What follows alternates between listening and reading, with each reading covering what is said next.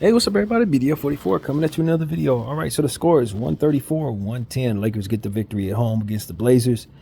And D'Lo, man. D'Lo, 34 points, 8 assists, 14 of 21 shooting from the field, 6 of 11 shooting from three.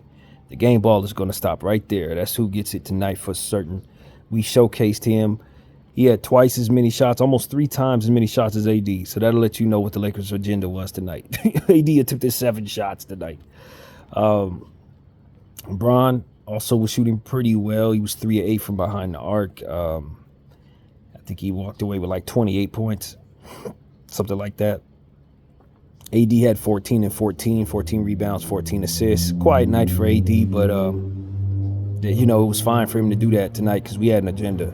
We had a legitimate agenda, and that was to raise D'Lo's trade value. This was the raise D'Lo's trade value game, honestly.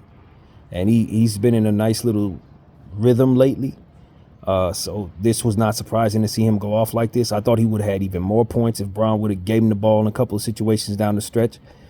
I felt like Bron was forcing shots unnecessarily when we probably should have got the hot hand to D'Lo.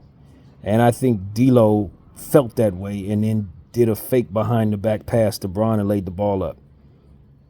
That's what I think. I think D'Lo was like, yo, you know damn well you should have got me the ball. I'm hot. Get me the ball. That was one of those. I really feel that way. But yeah, it was an excellent night of D'Lo basketball, man. He had a bounce pass, alley-oop to Bron, which was phenomenal in transition. A bunch of nice plays, man. Bron was diming the ball around, too, in the first half. Kind of took his foot off the gas a little bit in the second half of the game in that way. But we saw more of what we liked from Bron tonight against... Who was it we played before the Nets? Dallas, when he was really pushing the ball early and getting in the fast break. I mean, our team was fantastic in the fast break tonight. 36 fast break points, I believe it was. It's phenomenal. Cam Reddish had a really good game, gave us 10 points off the bench, I believe it was. He really was efficient laying the ball up. And I think that's where he can really find his scoring, because shooting the ball and having jump shots and all that is not his game. But he has really nice touch around the basket, good footwork, and stuff like that, and he's really ambidextrous laying the ball up. So I'd love to see him getting more slashing plays to the bucket rather than having him park it from behind the arc at any given point, because as long as we're having him shooting jumpers, it's usually a bad offensive night. But if you have him doing stuff that has him slashing at the bucket, he can walk away with 25, 30 points himself off of layups. So I think we found something with Cam Reddish as it pertains to offense. I love what I saw from Christian Wood defensively tonight. He was really, really all over the place, blocking shots, getting rebounds, being long and tall. And so I thought his game on the defense, this was one of his better defensive games tonight. Max Christie, it was good to see him and get some extra run out there. This is about the most I've seen Max Christie run around. And since Prince was out, you just needed to do more things with our wings, and I was happy about that. I got to give Prince credit. I don't think he's missed a single game this year until right now, since probably like the preseason. And that is something to be commended about, especially with all the minutes he's been given. With that being said, I was very pleased at how much we were able to see other players tonight. And I do wonder if Darvin Ham's struggles to find right rotations comes from him having Prince be a mainstay and Prince's deficiencies needing to be cleaned up. I wonder. I'm not saying I'm certain, but it seems like that problem wasn't necessarily available tonight, and as a result, we just had more dynamic basketball plays, more defensive plays, more opportunities for guys who could do more to do so. And it looked like our team just meshed better tonight for me. Granted, we were going up against a lesser team, against Portland, who ain't exactly Boston or nobody out there, but it just seemed like our team was a bit better in the front, in the open court, a bit better in getting deflections and things like that, forcing turnovers. A lot of that stuff, you're not going to get too much of that from Prince because he's so limited. And since coach keeps him on the floor for 30 minutes a game, it's just a lot that you're going to live and die with in that way, to where if you remove that piece, now you got to try to find stuff other places, and you start finding out that other players can mesh well with some of the players that we ultimately keep on the floor all the time. So it's like, I like the Max Christie minutes. I like how Max looked next to D'Lo. I don't think I've seen them on the floor too often together. You know, I like how Max looked on the floor next to AD in certain situations, stuff like that. So it's like, maybe we need to incorporate Max on the floor a little more. Maybe I like seeing Max and Cam Reddish on the floor together sometimes. But these are things you're never going to see because coach is always going to have Taurean Prince on the floor. So it's like, for me, it was good seeing Cam Reddish back. He played really well tonight. He had some pep in his step, even though the shot from behind the arc didn't fall. He was slashing at the rim, and I just thought that Max really stood out to me tonight. Just with dynamic plays and just tracking people around, just being defensive. And so I was appreciative of just Taurean's absence. If I'm being honest, I was just appreciative of the fact that I saw more from my wings.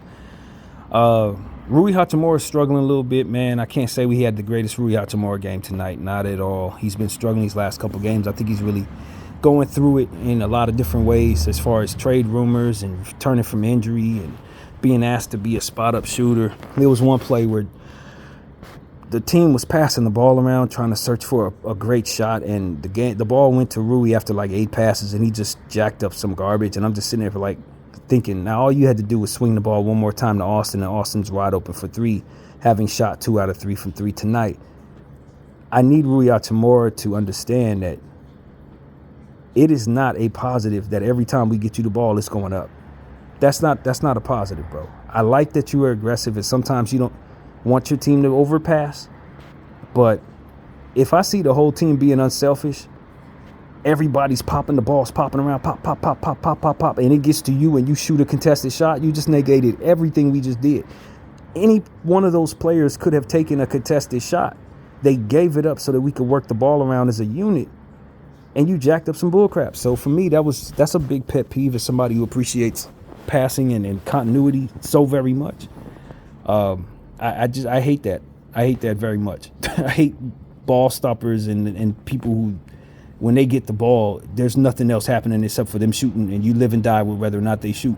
Not to mention that Rui's 3 has not fallen. It fell once tonight, but over the last several games, I mean, he ain't hit none of them things. So it's like, why do I need to die with your 3-point shot on a play where my whole team is passing up shots they could take? We passed up like 3 or 4 different shots that are better than the one we ultimately settled for, and it wasn't because we wanted to settle for that. It's just because the person who got the ball don't know how to pass it any further, and that is a problem. So I was a bit perturbed with Rui all the way around with that. I thought Austin did great, man. I liked what I saw from Austin Reeves. As I said, I think he was 2 or 3 from behind the arc. In the third quarter, he had 3 straight buckets, aggressive, looking for the shot. That is the Austin I need to see more often. That's what I want from him. We need you to look to score. I know you can do other things, and you're unselfish, but you are fearless when it comes to throwing your body around. So it should be no reason why you don't continue to slash and slash and slash and slash and just have that killer instinct about scoring. If he does that, he's a different basketball player for us. That's what we need from Austin. What we saw in the third quarter, that's what I was calling him out to see. I don't care for him to ever stop doing that. You know what I mean? Because at the end of the day, he is a good passer. He is a smart basketball player, but his defense makes it so that if he's not scoring, his deficiencies are a trouble for this roster. So him being a little more unselfish or having plays where they turn into nothing on the offensive end, it can't be, because you're not going to help us defensively as much at all. So it's like, if you ain't scoring, you're a negative asset. So it's like, be aggressive with this roster. That's what I tell Austin Reeves. I know what type of player you can be, but you got to, you know what I mean? If you're not going to play defense, you got to score. You look at guys like Dame Lillard. Dame Lillard ain't guarding nobody, but he's going to get 100 points every damn night. You know what I'm saying? Just to exaggerate, but like, he's always looking to get his own shot. He's always looking to do something offensively that makes it so that you almost forget that he's not defending anybody. You know what I mean? And so that's the type of mentality I want Austin to have if he's going to win us back over, because a lot of Laker fans are tired of it because he's not getting enough points for the deficiencies that he has on the other side of the ball. So it's like, that aggressiveness from the third quarter, I want to see that for 48 minutes. And if he gives me that for 48 minutes, he's going to average 20 points a game. Like, that's what it's going to be. But he just don't be having that mentality for any sustainable amount of time. He does that and he's unselfish again. It's like, nah, man. attack, because you're a good free throw shooter. Your 3-point shot, we know it can fall, but around the rim, you're going to get fouled, and that's what we want, man. And you're going to finish through contact. So do that more. Attack. And so I like that from Austin tonight, and I think he lived up to the call out. I called him out earlier. I thought he did good there. But this was a D-Lo night, man. This is all about D'Angelo Russell. I mean, at one point in time, I'm just sitting there like, does anybody else need to be shooting, or is it we need to just give him the ball, man? I don't need Bron to shoot no contested threes in the fourth quarter when D-Lo was going crazy. Nah, give him the ball. He's open at the top of the key. He just hit 3 threes in a row. Hit him, get him again. So I want to see more unselfishness and more rooting for the hot hand. That's what I want to see. I didn't think my team was rooting for the hot hand tonight. D-Lo walked away with 35. If we was rooting for him like we were supposed to as a team, we would have kept feeding him. He'd have walked away with 45, 50 points. You know what I mean? And that's the type of aggressiveness that I want to see out of this team. And I'm happy with how we won, but I still feel like the chemistry is a bit fractured based on a few things that I just sensed out there that just ain't quite us being together and rooting for one another like I want to see. But this could be a good step in the right direction. Dropping 134 points on this team was good.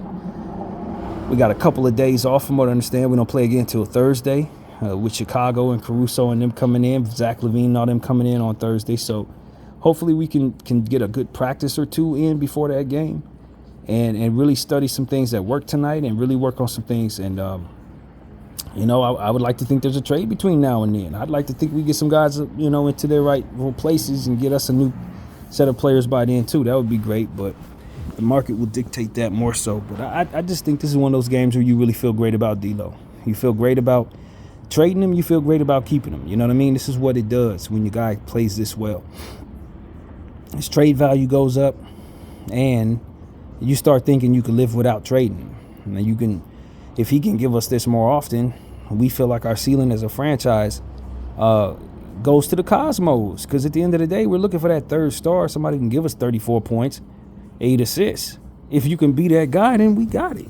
You know what I mean? But if he's not going to be that guy, we ain't getting it from nowhere else, which is why I'm calling on Austin to be so aggressive. You know what I mean? Which is why I'm looking for coach to sit down Taurean Prince and play some of these other guys so they could develop a bit better, because that's the problem. We don't have that third guy from a consistent basis. If you can account for those 30 points outside of 80 and Bron, we're going to win every game we're in, basically. And tonight was a prime example of what our team looks like when we have that third piece. So that's really what I want to say, man. I thought that Diop Rafe, I think his name is Diop Rafe, he showed up tonight. He was really good off the bench. Malcolm Brogdon was big for their team.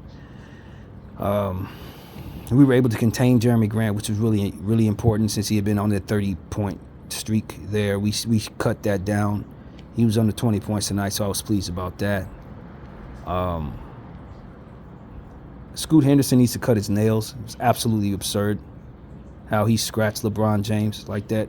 I mean, it was almost like he had Wolverine nails, man. I don't know what the hell that was. I was upset about it personally. The referee should have called it. That's all I'll say about that. I wasn't pleased about that at all. And yeah, man, it was a lot of highlights. Good pace tonight. Y'all want to check out that fast break bounce pass alley-oop to Bron from D-Lo. That was fantastic. One of the highlights of the season, if you ask me. And I just love how our team got in the fast break, man. Turned defense to offense. Vanderbilt played with a lot of energy, although his offense is really a struggle, man. Offensively, it's a struggle, but defensively, he can be someone who helps turn defense into offense. And I thought we saw a lot of that tonight. Some bad passing by the Portland Trailblazers that really got us going offensively in transition. I was very pleased with that. And active hands, stuff like that. Yeah, man. I thought Ayton played hard tonight. He really crashed the boards and played big. A lot of unwhistled fouls down there, but nothing that we would really complain about in a big win. And yeah, man, that was the kind of game this was. Definitely that kind of game. They swarmed the AD a lot. He's still doing a good job passing out of double teams.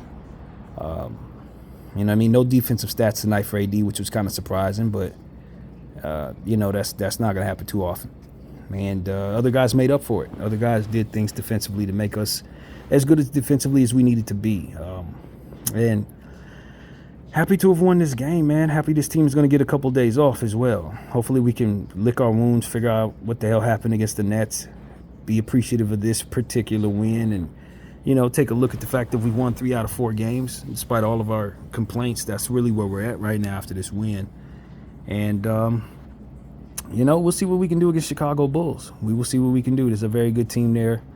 They got some pieces that are also trying to raise their trade value and all that type of stuff. So you best believe they're going to come in with a certain intense effort to try to steal one from us here at home. And we can't let them do it.